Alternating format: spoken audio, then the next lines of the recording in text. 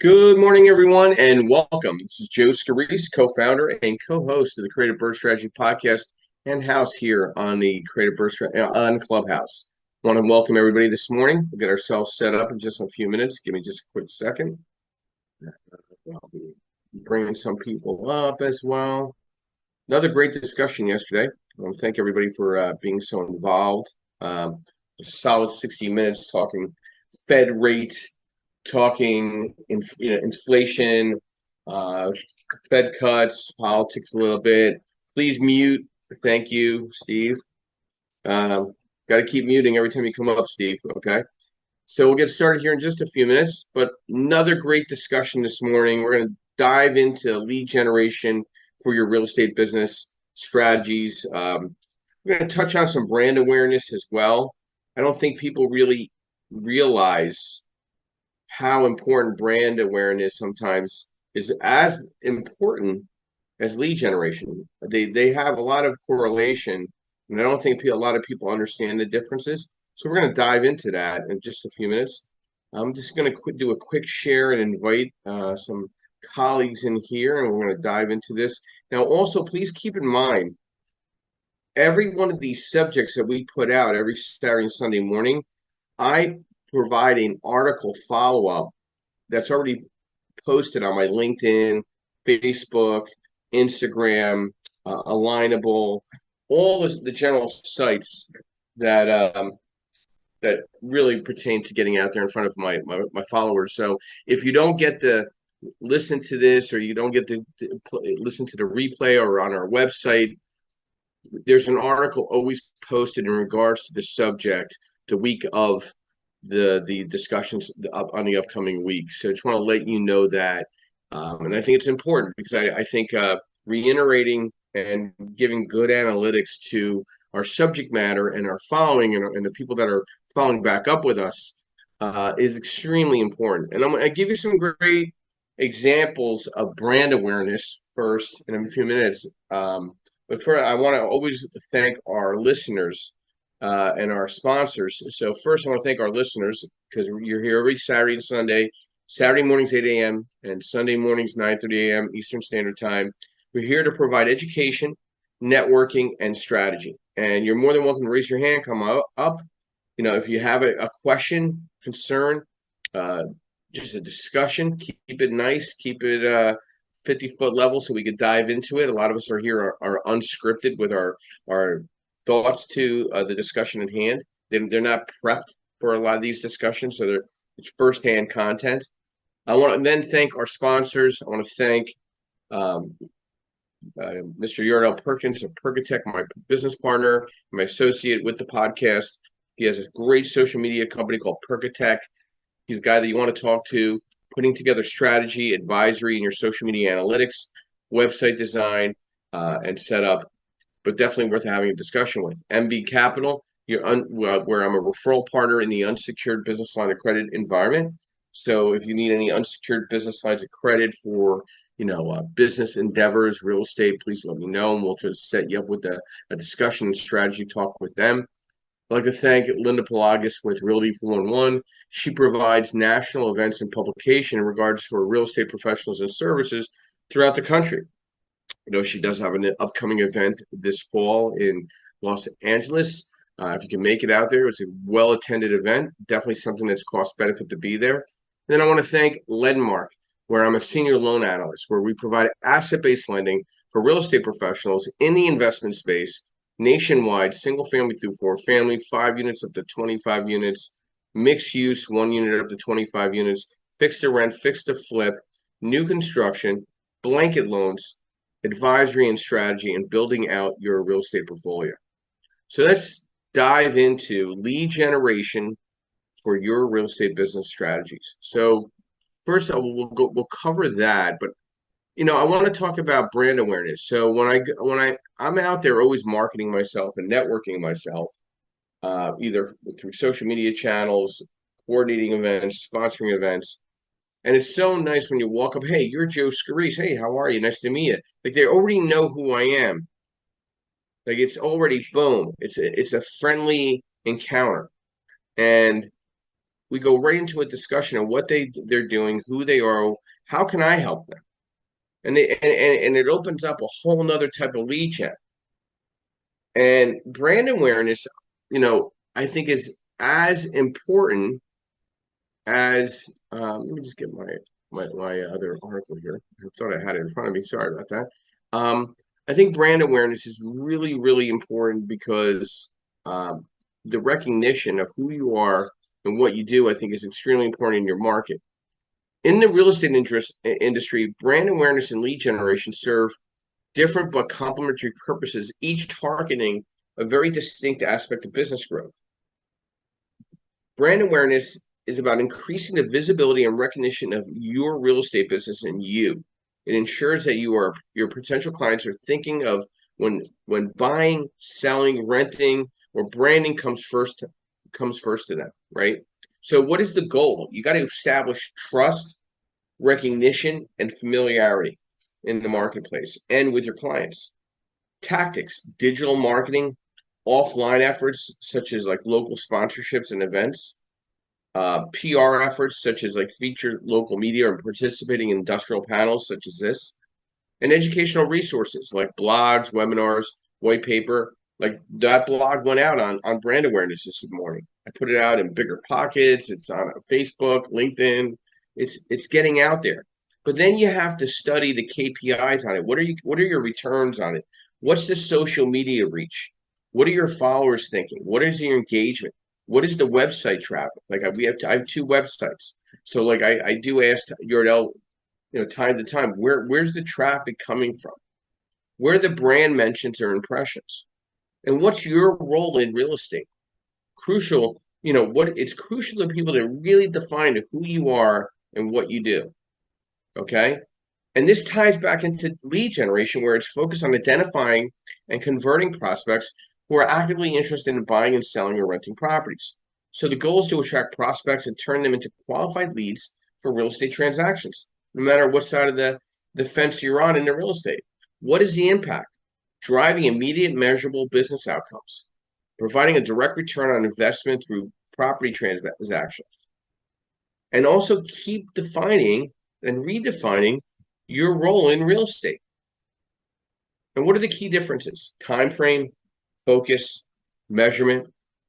Balancing both of these, one is an integrated approach where a combination of both is crucial. Using brand awareness strategies to position yourself as a local expert, and pairing them with lead generation tactics like targeted ads or listings to drive inquiries. And then nurturing leads. Brand awareness efforts often help nurture lead generated by direct marketing, keeping your brand at the top of mind for future transactions. So what I've been doing is doing 3 to 5 or sometimes 5 to 10 reach outs to people in my buckets that I've recently had closings with. I'm always following up with them over the next 3 to 4 months. How are you doing? How's things going with the project and the property? Boom, boom, boom, boom. And then we're having deeper discussions. Okay. I'm also scraping my LinkedIn profile. I'm gonna make sure everybody in my LinkedIn profile that I have their contact name and phone number and email will get an email or a text and let them know who I am and what I do, giving them a reminder. I'm also going to clean up my Facebook groups and then my Facebook business pages and start analyzing the return and the follow-ups to those pages and groups and scraping that content. And then we're going to tie it into the CRM, and then we're going to look at video. So you see, like everybody thinks you got to go to video to create the inbound lead traffic. You need to get control of your current database and the people that are following you today to make sure they know who you are, what you do, and what your why is. That is true lead generation and brand awareness in our industry. We'll start ladies first, of course. Amy, good morning. Welcome. Brief overview, who you are, what you do, and thoughts to our discussion this morning. Lead generation for your real estate business strategies. Good morning, Joe. Hey.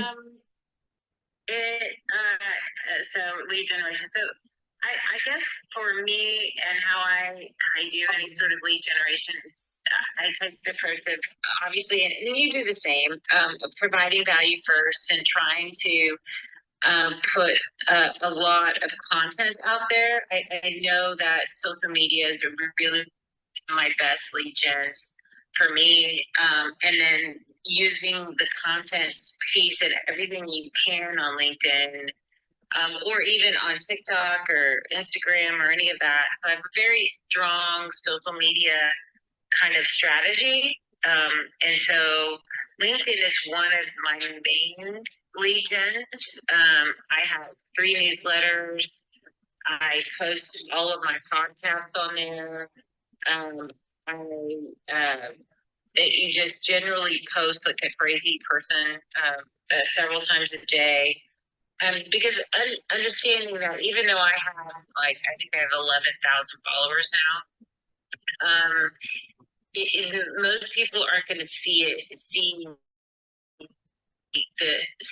your feed. But what you have to do is kind of be a serial poster. I mean, it's just is what it is, and then you'll draw more attention. But I've noticed that people will you won't even know they're like silently stalking you, and you don't know what's actually. You see the impressions, and you'll know that there's impressions of what's happening on your feed, but you don't know who's actually watching you. But I all the time will talk to people going, oh yeah, I've seen your.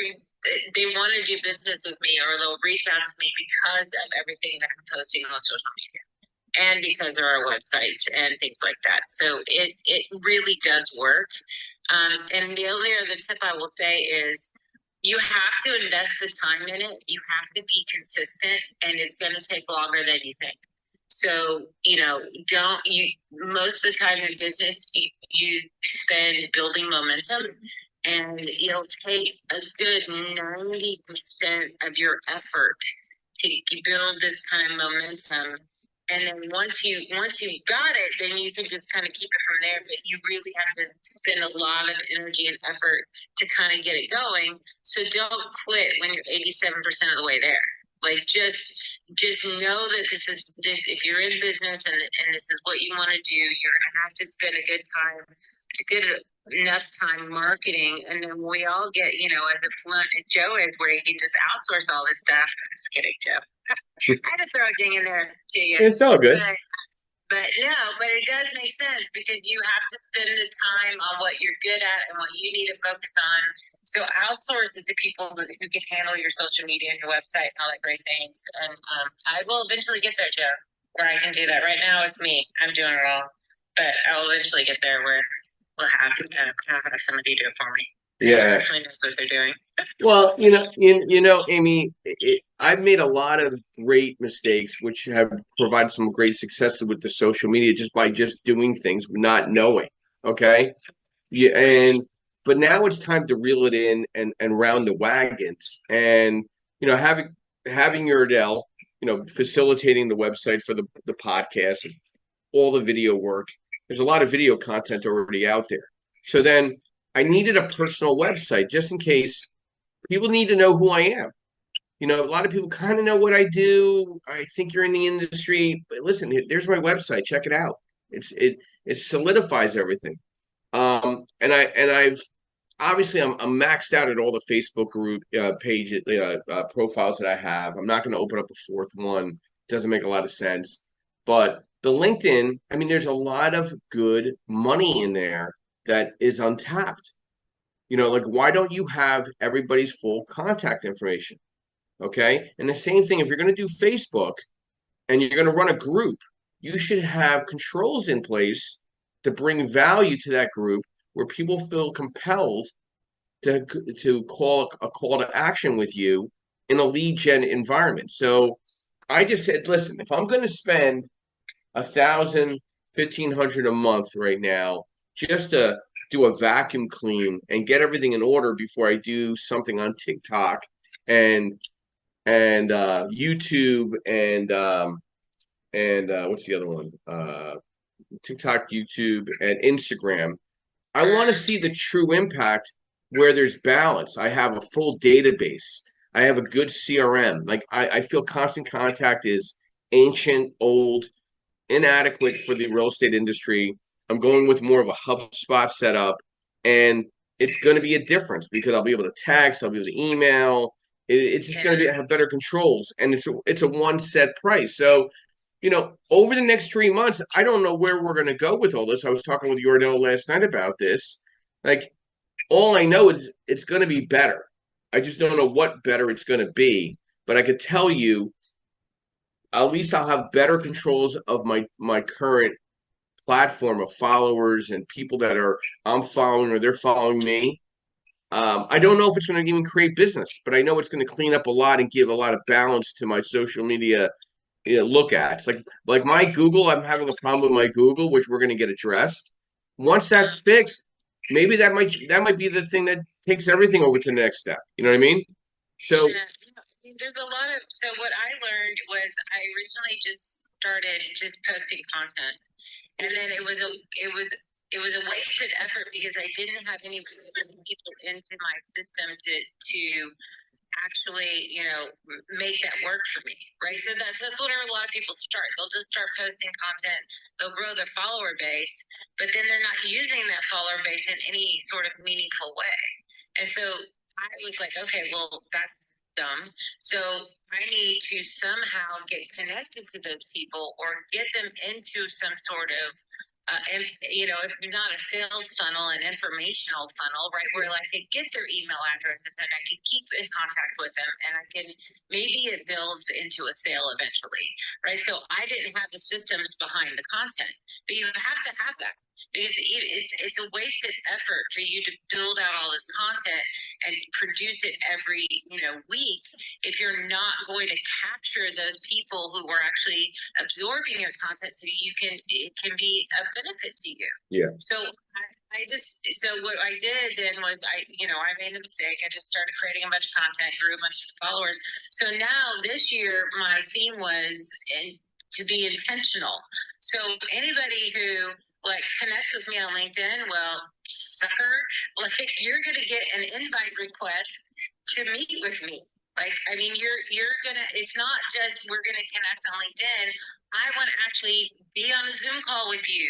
I want to know what you do. I want to know how I can help you, or you can help me, or we can network, or whatever it might be. And I might get about, I don't know, maybe I get about 20% of the people that I connect with on LinkedIn that will actually get on a Zoom call with me. And everybody's like, this is a great idea. And so over the course of this year, so we're now in September, I probably had 1,500 meetings of people I've never met before because I just sent them a Calendly link on a LinkedIn message going, I want to meet the people in my network. Are you game? Let's do it. And then I got them be the master of the 30-minute meeting, and I was having, 8 or 9 meetings a day. And it was just that one tactic alone.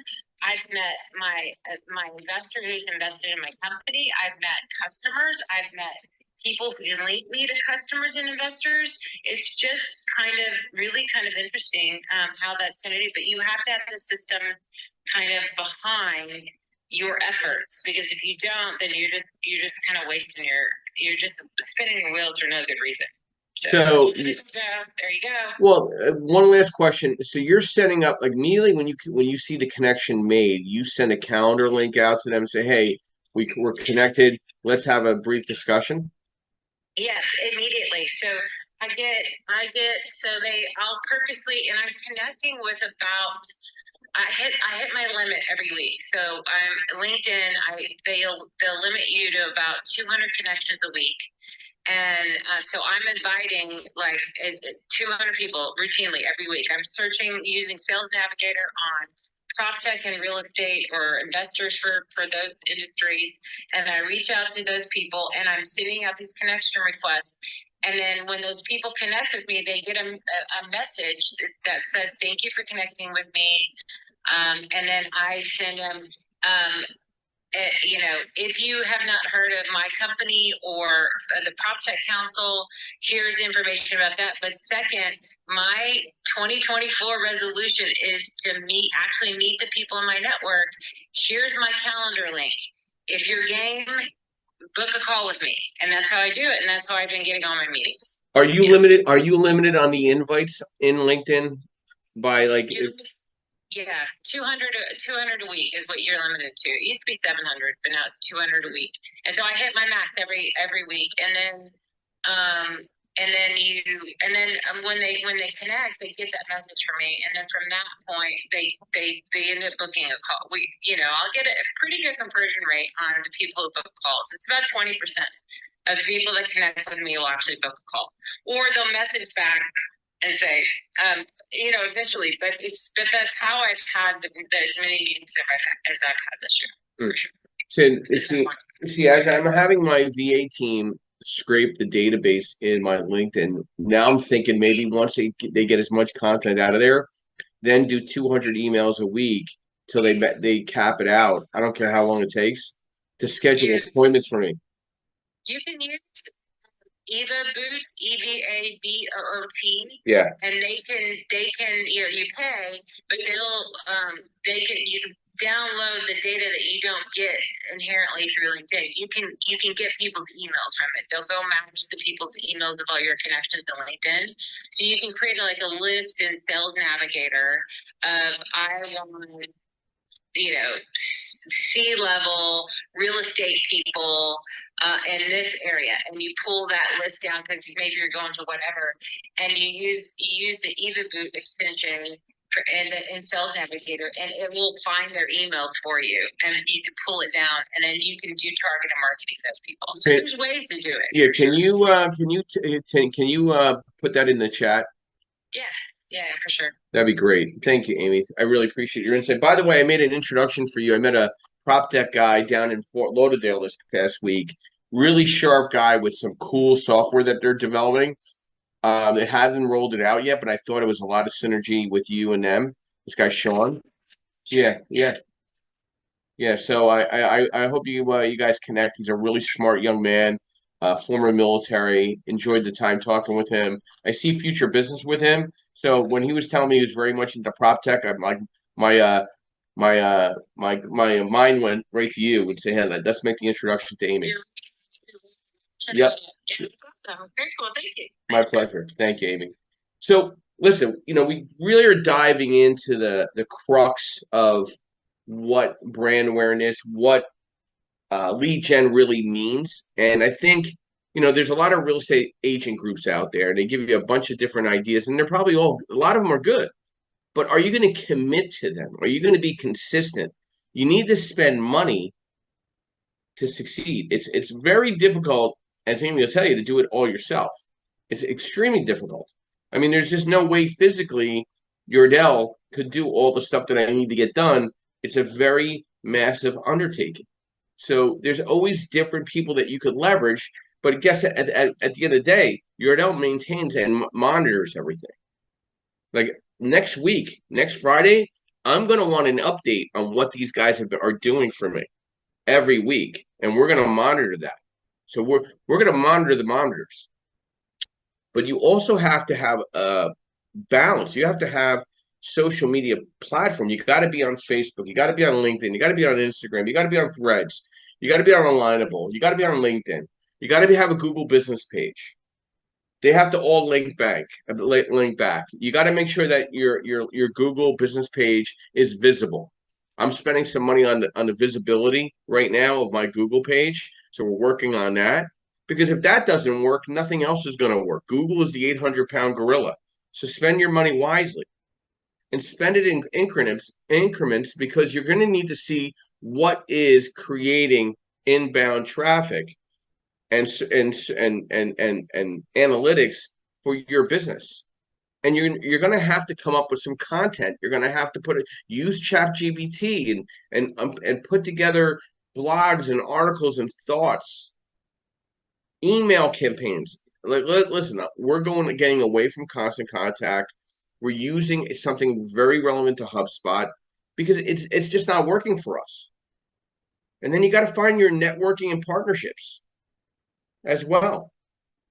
Linda, good morning and welcome. Brief overview who you are, what you do, and thoughts to our discussion this morning, lead generation for your real estate business strategies. Good morning, Joseph. Good morning, investors. Hope everyone is doing well today. My name is Linda Pliagas, and I'm with Realty411.com. We're a news and information website for real estate investors, and we produce virtual as well as live events, magazines, podcasts, all in an effort to help investors grow their business. Now, lead generation is everything to a business, regardless of the industry that they're in or the industry it is. Generating leads is a must. Here are some ways that we generate leads. Your website is everything. So you really need to focus on the website and make sure that everything is built correctly, which means you should have a way for people to opt in to receive messages from you, to keep in contact with you. You should also have a great SEO ranking, and someone that is wise with meet with web technology can help you in that regard. It's not that hard to do. I would recommend also maybe if you're savvy in writing a blog can really help optimize your website and your SEO ranking. Also, other colleagues, everyone should know what you do for a living. If you're a rehabber, if you're a buy and hold investor, a wholesaler, whatever it is, you should have a business card and connect with people, network with people, go to the Chamber of Commerce meetings, go to Toastmasters, go to your local real estate group. If you don't have one in your area, you may want to start a real estate group where investors can all get together and just network with one another and get to know one another and talk about the issues that matter in your community. This could be really big. Also, bird dogs. Bird dogs are a fantastic source of leads. They can help pinpoint you to sellers that need to get rid of properties. And believe me, when you start paying people thousands of dollars for leads, that word is going to get out and you're going to have even more people bringing leads your way. So you definitely want to compensate your bird dogs. Other sources of leads that I've used to get sellers who want to, sell to me so I can rehab the property. Other sources include mailers. I get mailers about once every 2 weeks, folks. Some of them are really creative, and I do look at them. I think they're very effective. They're a great way to generate leads, but you have to be careful because this could be the most expensive way to generate leads. Mailing is not cheap. Social media. Amy brought up social media and LinkedIn. Yes, social media is a great strategy to find, especially people with money, investors who would like to invest in real estate, and possibly you could partner up with them. We have a huge social media presence. On LinkedIn, we have 3 accounts. One is maxed out at 30,000 members, and the other ones are like 20,000 and 10,000. So we do have a really big social media network, and a virtual assistant can really help you and people with social media and increasing your visibility. We do have VAs and we hire people from around the world. This could be a really great way of reducing your expenses as well, because there's a lot of tech savvy people in the Philippines, in India, and other places where it's not as expensive to hire people in that field. Other great sources: driving for dollars, contacting sellers of derelict properties, cold calling, And when you cold call, focus on a niche, focus on out-of-state landlords, narrow in on the people that you want to focus on. And lastly, invest in your business, buy leads. There are great sources out there where you can buy leads of probate leads, foreclosure leads, absentee landlord leads. There's a lot of great sources out there, but if you're going to invest money, definitely do the work, guys. You have to, do the work. And if you don't want to cold call people, if you don't want to do things like that, hire someone that will do it for you. Because the last thing you want to do is spend a lot of money on leads and those leads never get contacted. And unfortunately, that does happen in this business. So make just do what you want to do and make the plan and stick with it and do it. Otherwise, it's not going to do you any good. Thank you so much, Joseph. Great platform. Back to you. Linda, thank you as always. Linda, quick question, a couple questions actually. You've been in the networking game, you have the publication, you have, local events, regional events, national events. Yes. What to you has brought the most results to impact your bottom line in the past year from a lead gen perspective? And be honest, because listen, we've spent a lot of money on a lot of things that failed, right? We're always doing that. Okay, we're always experimenting. But what's one thing that you saw that stuck for that any real estate professional can do that's impacted the bottom line to you and the publication moving forward for the next year? In the immediate past year, in 2024, what has worked? One thing. Definitely people to people connection, Joseph. There's nothing quite like shaking the hands of other fellow investors. And that's a great way of raising capital for your deals, of meeting other investors who you may want to partner with, and people who may want to partner with you. So without a doubt, meeting people in person, that doesn't mean you have to spend thousands of dollars to organize an event. You can organize a meetup at a local coffee shop. I saw that you were organizing a meeting at a cigar place. That's awesome. I mean, find places that people want to congregate at and meet at, and organize a small event for other investors in your area. And believe me, once you get to know people and they know that you're a genuine, honest business person, you're going to bring in so much money and so much business, you're not going to know what to do with it, because people want to do business with others. It's just a matter of getting in front of the right crowd.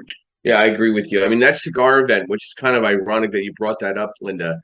That was kind of like a mini test that we're going to do, because there's a big expo coming up in Atlantic City in December called Triple Play, and that Monday night, a lot of people don't know what to do because everything starts kind of Tuesday and Wednesday.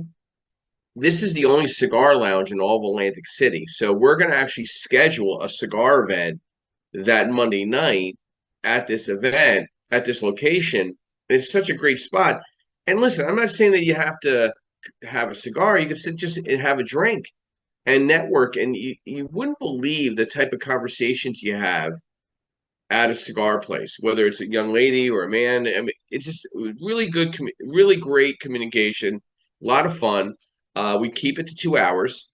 And you know what? I walk away with relationships every time.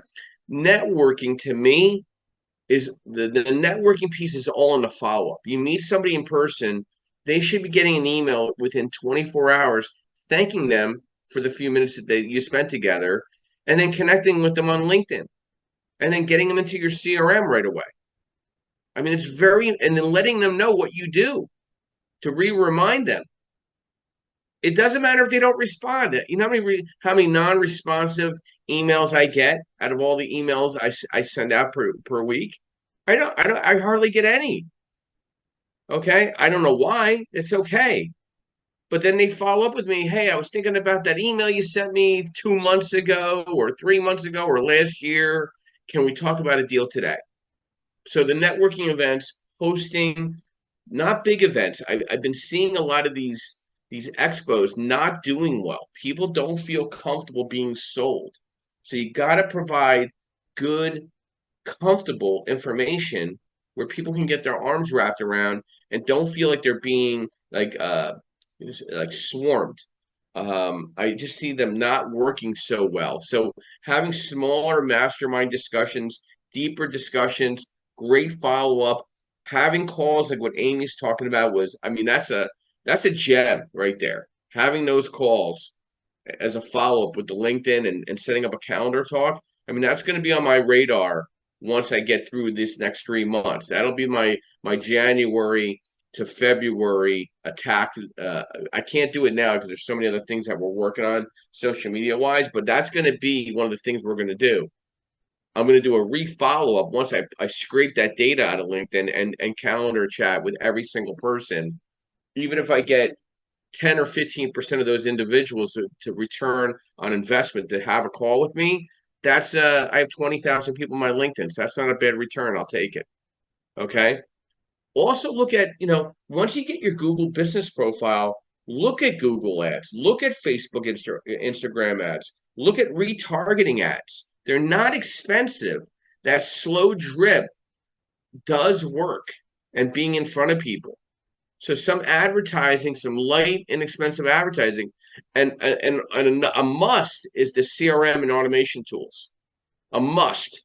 So like we're getting away from constant contact. We're going toward HubSpot. We're gonna have a text messaging system where you're gonna have to opt in. We're gonna have the email blasting consistently. You also then want to see the market reports of what the results are going to be. So very important little tactics you need to kind of, we've got some really good tracks here to kind of keep it moving along with lead gen discussions. Cindy, good morning. Thank you for your patience. Brief overview, who you are, what you do, and thoughts to lead generation for your real estate business strategies. Hey, good morning, Joe. Hi, everyone. I'm Cindy Ariona over in Salt Lake City, Utah. Great conversation. And Amy, that was just golden. I am going to dig back into my LinkedIn because I worked it really well years ago. And I did have a substantial, um, following over there. And I just haven't been working it. And really, that is where my clients are. My clients are not on Instagram. They're on Facebook. I don't like Facebook. I don't do Facebook. So what I have done is, and I'm super excited about, is I just resigned from my brokerage. It's the only brokerage I've ever worked for in the U.S. I also own a brokerage in Europe. They have served me really well, and I just don't think that they're positioned to move into the new market that real estate is going to be in the next decade. So I've joined a virtual brokerage, and as a result, I've just gone through this last month of rebuilding my entire business from the foundation up. And I've done extensive research. I've ended up, I'll tell you who I've chose. Joe, I'm going with Flowdesk for my batch mailer. I am using Follow Up Boss for my CRM. And I decided to use Luxury Presence for my website. So the landing pages now that I go right into my CRM that has the audit in my operations manager setting up the all the auto flows that they automatically get this email or they get that email. And for lead generation, I think right now for realtors, I know that most of you are investors and lenders, whatnot, is open houses. People don't like open houses. That is where it is at right now. But the key is when you do an open house, is you have somebody with you, and then you capture it's all about the capture and what you do. The gold is in the follow-up. And that is where so many people just drop it. It's in the follow-up. I'll land there. Joe, good to be with you.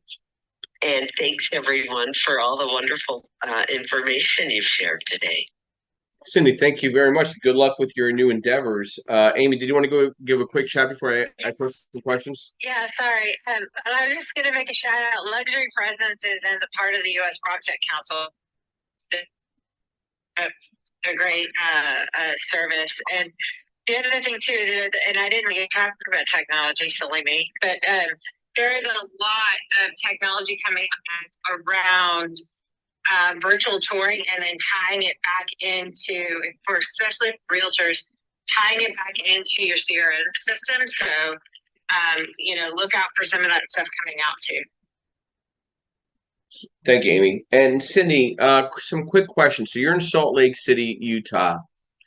Very good market for investor as well as home buyer. Good barrier of entry. What is the most important, say, a couple things that come to mind that separates one open house from the rest in your market? That would be a game changer from a lead gen perspective, and a follow-up perspective, things of that nature. Oh, it's all in the setup, Joe. You don't start getting ready for your open house on Friday afternoon. You do it days before, and you go and you drop flyers, you run the ads, you knock on the doors and tell all of the neighbors, oh gosh, I hope we don't cause you any inconvenience. Guess where that conversation goes? So many of the buyers come from the neighbors. So it's really working that neighborhood beforehand. It's the most I don't know, evasive, wrong word, can't think of it, way to go knock on a door. Hey, just wanted to let you know we're going to be. You're not trying to sell them anything. You're giving information. Oh, they're nosy neighbors. And oh, by the way,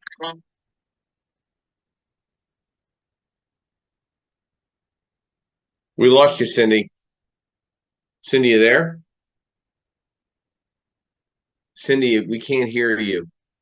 If you want to come back in and out, we can't hear you. There? okay. You're back now. We missed all the gems.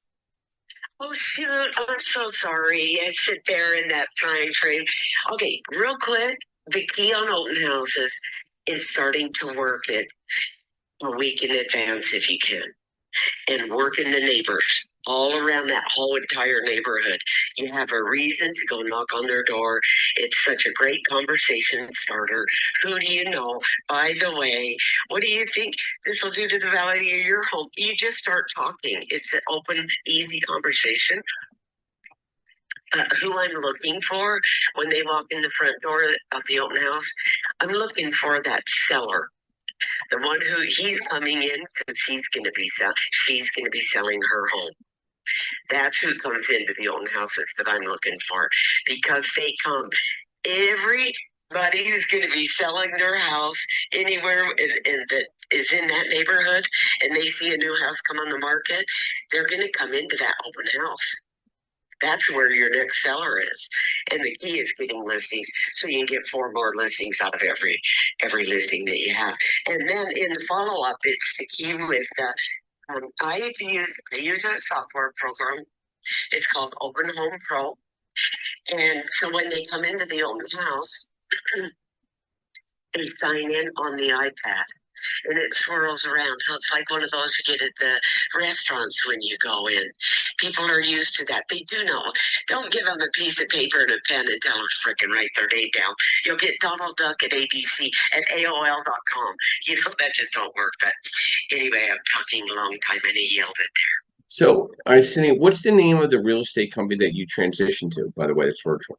Oh, yeah. So by the way, I resigned from Berkshire Hathaway, of which whom I love very much and has served me really well.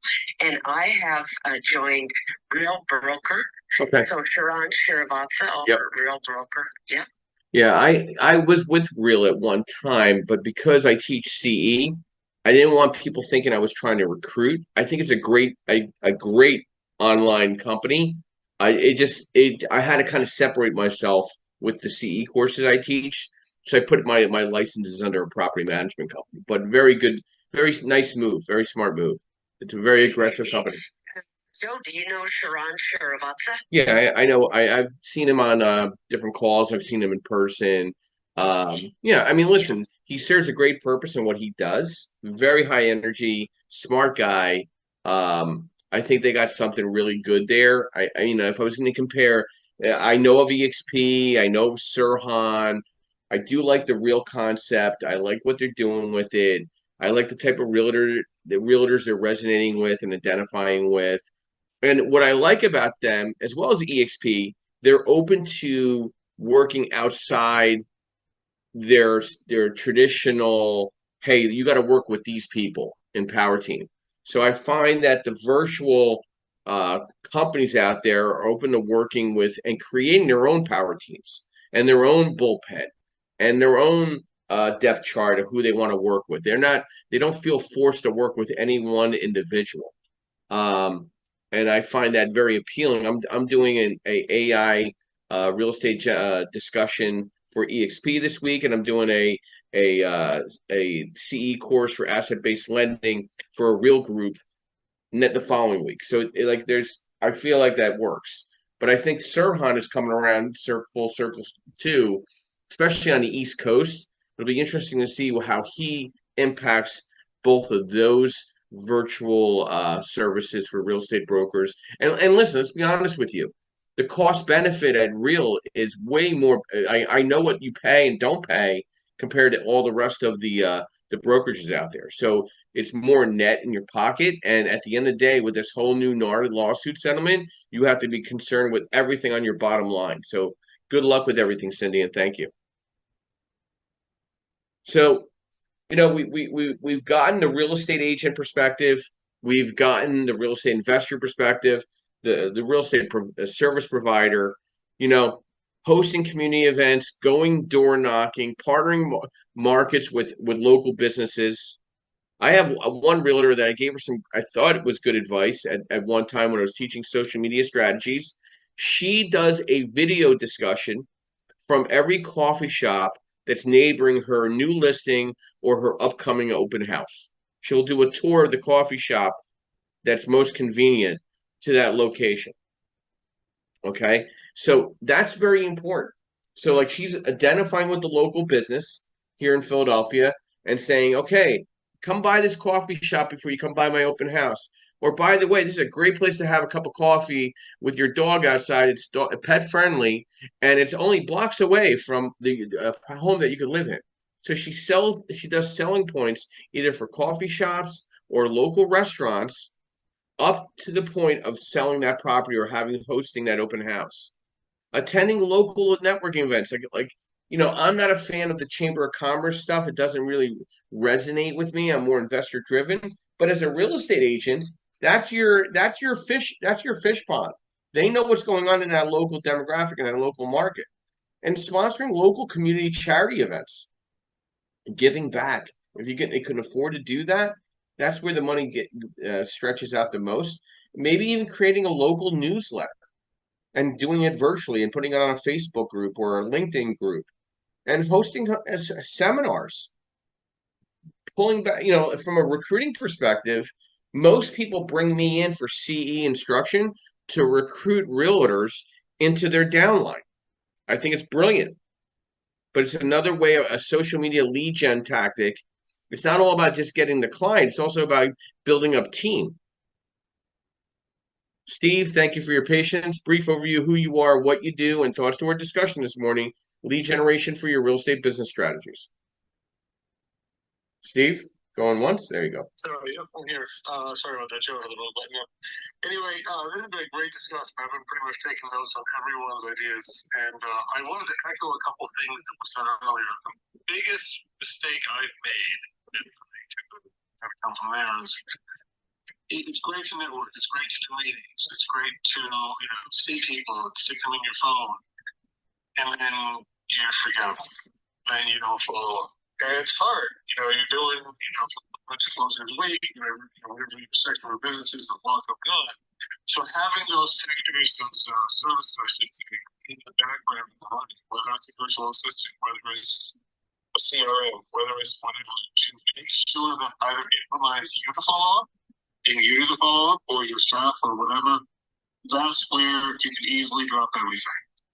And also, when you move into a technology, I don't care if it's Google Sheets as a way of tracking, who you work with and whatever. Make sure you understand how to get what you need out of that technology when it's time to move on. When you're getting out of constant contact, moving to HubSpot, how do you move that over?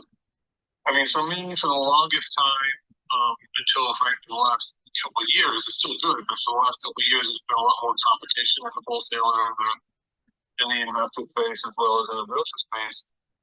People just found I was the only one in my market that cared about investors, and so it just happened. Now it's a lot more outreach. We tried cold calling, we're trying cold calling, we try some bot leads, we're trying different things. But the funniest thing for me, I think I do a horrible job on social media. Actually trying to, I'm actually partnering with a social media company for doing this, and we will be offering stuff as packages. But people are like, "Oh, you're everywhere on social media. You're all over Facebook. You're all over this." Like, I don't think I post that much, but thank you. But people do notice. They may not talk, they may not click you, they may not like or any of that stuff, but it's, oh, we've seen you. We like that you talk about real stuff, whatever. So my tips, I guess, if I can share any, is depending on what you are. As a real estate investor, my buy side is referral fees. My buy side is bring me a deal and I can pay you money. I can close quickly. That's of course also, even though I'm a licensed broker, network with other agents. They're going to have a listing. They're going to say, I don't see personally look at this. Or, hey, Steve's always asking me about multifamily. But really, on that side, it's referral fees. It's letting the, I always joke about the what's wrong with Fred and what's great about Princeton forums. They're kind of annoying, but that's a great place to be there because not a lot of pros go there. On the finding investors and finding clients, that also is a lot of social media networking, a lot of getting out and meeting people and having webinars. Finding the actual end buyers, that's where it becomes you've got to rise above. We're trying a new strategy. We're still doing cold calling, but we're aiming toward a larger set of investors. We're aiming toward the investors that own 5, 25, or 5 or above 10 units. I don't care what size of the building is.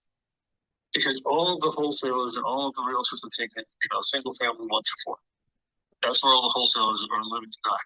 Very few are looking at the self-storage, mobile home parks, the larger investors. So there's less traffic in that. And we're finding, and we're just starting, it's very less traffic at that altitude. But none of it works if you don't have a CRM. You don't have, in my case, a virtual assistant. I actually, like I said, I teamed up with a social media marketing company. And it's hard to find one if you're a small investor. It's hard to find one that doesn't want thousands of dollars a month. And in a market like this, that's hard to come up with. But having that team, having that organization, and really just working. I've learned a lot watching Joe and just constantly never lets a text message go without being responded. Never lets in fact go without at least considering. And I'm trying to get better at that. That's where it is. But for my life of going out and meeting people, the follow-up is where I've always struggled the most, and that's why I'm working the hardest at that end of it. Thank you, Steve. And thank you for the kind words. I mean, I think the biggest opportunity, like in a market where you're at, because it's not as big as people think, even though the Poconos and Northeast Pennsylvania, very big, large, you have to know people and you have to provide real, consistent, and continuous insight to the market. It's wherever you are. Okay. So I think, instead of spending money on expanding your database or expanding your circle of influence or your sphere of influence, why don't you spend money on getting to know your sphere of influence? There's enough leads. If you have 20,000 people in your LinkedIn, you should be able to get enough leads out of that to last the next 2 years. Okay. And then from those leads, another 2 years. If you work that your current sphere correctly, whether it's Facebook. So to me, instead of me expanding into all kinds of video work which I feel is unnecessary. Let me get control of the database I have today, the sphere of influence I have today, and social media market and advertise to them, or traditionally invite them or cordially invite them to be part of something that I'm involved with, or be part of a referral program, or be part of our each other's power team. Then the open houses. When I was in the residential space, I went to 2 to 3 to 4 open houses every Saturday and Sunday, and just cordially, introduce myself to the licensed real estate agent and let them know if I could be of any assistance. Was it good? Yeah, I followed with a lot. A lot of those realtors remember me. I did that every Saturday and Sunday. Okay, direct mailing still works. People still open their envelopes for mail, right? Looking at different type of listings like FSBOs and expires. I personally like smaller mastermind groups and following up with those individuals. We have a podcast here. I have extended multiple times. If you need some video work, let's do an interview and get you in front of people. Okay, why would I do that? Because I don't know who you're in front of, and you definitely don't know who I'm in front of. So now we're cross collaborating this great marketing idea, okay, to create lead generation for both of us. So at the end of the day, it's qualitative over quantitative. So if you're going to create lead generation today and you have already a great following, why haven't you taken advantage of the following? So right now, I'm taking a step back to go 4 steps forward to make sure people know where my website is, people know where our podcast is, people know who's in the podcast, people are downloading the podcast, people are understanding that I offer CE. I'm also a direct asset-based lender. I provide white label marketing for brokers and referral partners. I offer video content and marketing work for real estate professionals throughout the country. I attend events regionally and nationally. That's not that hard, right? So you got to kind of shave it down and keep working on it. So like what Amy gave us this morning, I'm definitely going to apply maybe in the next 3 months, because I know what I'm doing over the next 3 months. Okay, and I have to stick to it. I have to get completion. So whatever you're going to do with the lead generation, invest in it and complete it. Don't go halfway and then, oh, this sucks, because you don't know where the other half is going to take you, right? You don't know who you can partner with in expanding lead gen. It's so important. Like from a lender perspective or a real estate agent perspective, there's so many different power team players that you can partner with to create additional lead generation. Co-hosting events, co-hosting podcasts, co-hosting blogs, tagging one another, sharing each other's thoughts, doing follow-up and follow-through. It's all about the consistency and continuity to create lead generation for your real estate business, whatever it is. Linda, some final thoughts to our discussion this morning on lead generation for your real estate business strategies. Yes, whatever you implement in your strategy, the fortune is in the follow-up. It doesn't matter how many business cards you gather if you don't call them and let them know that it was a pleasure to meet them, you're putting them in your CRM, and that they'll be receiving updated messages from you. So follow up with everyone, folks. Thank you, Linda. Setting specific, measurable, achievable, and relevant and time-bound objectives is a good way to plan the steps to meet the long-term goals in your grant, in what you're trying to do. It helps you take the ideas to action. So setting a really true net worth goal from what you're doing with the lead gen is very important. Setting a goal for honing your deal analysis and what you're doing as well. Creating a goal for continuous real estate education. Maybe it's about educating people around you. Mapping out the building and the diversification. You can't do it all yourself. It's numerically impossible. Set a goal, what you feel that what you want to do about growing your network from the lead generation. Okay? And set a goal for growing your team. So the lead gen is also about team building as well. So if you're a licensed real estate agent, how many realtors do you want in your team by the end of this year? How many do you want in quarter two, quarter three, quarter four? Who do you need to partner with to make those differences? Because then lead gen becomes that much more apparent and visual. I want to thank our business partners and sponsors this morning. I want to thank Mr. Yordell Perkins of Perkatech, your social media strategist and advisor in the social media arena for real estate professionals. I'd like to thank MB Capital, where I'm a referral partner for unsecured business lines of credit with real estate professionals throughout the country. If you'd like to become a referral partner, please let me know. I'd like to thank Lendmark, an nationwide asset-based lender, where I'm a senior loan analyst providing lending for real estate investors throughout all 50 states in the country. And I want to thank Linda this morning with Realty 411, providing a national publication for real estate professionals and services, and providing national events, which she has a great upcoming event in LA and a couple other webinars coming up as well. Keep a lookout. If you're not on her email list, get on it. Go to her site. And, we're here every Saturday morning, 8 a.m., and every Sunday morning, 9:30 a.m. Eastern Standard Time with different subject matter. If there's something we're not impacting you with, let me know, and we'll get that subject to the front line. We're nearing the 75th podcast that we're offering here in our website at creativeburststrategies.com. You can also reach out to me through josephscarice.com, josephscarice.com. And my quote this morning, get real quick here, and something to think about. Doubt kills more dreams than failure. Everybody have a blessed Sunday morning. Please take care of yourself. Have a great week. We'll be seeing you next week, Saturday and Sunday. And if there's any questions, if we could be of any assistance, by all means, please reach out to any of your moderators that were here today. They gave back some great education insight. I'll be ending the room in the next 30 seconds. And thank you.